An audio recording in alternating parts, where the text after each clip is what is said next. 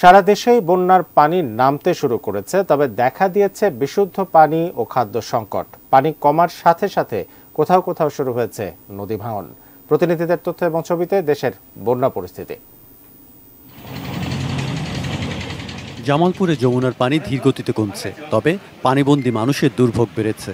দুর্গত এলাকায় শুকনো খাবার, বিশুদ্ধ পানি ও গোখাদ্যে সংকট দেখা দিয়েছে। কোথাও কোথাও বেড়েছে সাপের উপদ্রব। সিরাজগঞ্জে কমছে যমুনা নদীর পানি। চর ও নিম্নাঞ্চলে ৬,৪৯৭ হেক্টর ফসলি জমি প্লাবিত। এখনও পানিবন্দী লাখো মানুষ। ঘরবাড়ি ছেড়ে অন্যত্র আশ্রয় নিয়েছে অনেক পরিবার। নদী তীরবর্তী এলাকাগুলোতে দেখা দিয়েছে তীব্র ভাঙন। টাঙ্গাইলেও পানি কমার সাথে সাথে ভাঙতে শুরু করেছে নদী।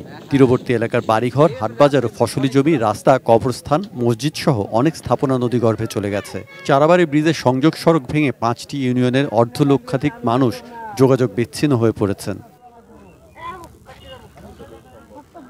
এখনও পানির নিচে তলিয়ে রয়েছে মৌলভীবাজার জেলা সদর ও রাজনগর উপজেলার ৫টি ইউনিয়ন। কুলাউড়া, বড়লেখা, জুরির শহরতলি সহ নিম্নাঞ্চলের রাস্তাঘাট, বাড়িঘর, শিক্ষা প্রতিষ্ঠানে এখনও পানি। দেখা দিয়েছে স্যানিটেশন, খাদ্য ও বিশুদ্ধ পানির সংকট। কয়েকদিন বৃষ্টি না হওয়ায় হবিগঞ্জে নদ নদীর পানি ধীরে ধীরে নামতে শুরু করেছে। এখনও পানিবন্দী হয়ে আছে ৭০,০০০ মানুষ। দেখা দিয়েছে গোখাদ্যের সংকট। হাওরে পানি প্রবেশ করায় ভেসে গেছে বিলের মাছ। Saikat Dasgupta, desk report, ATN news.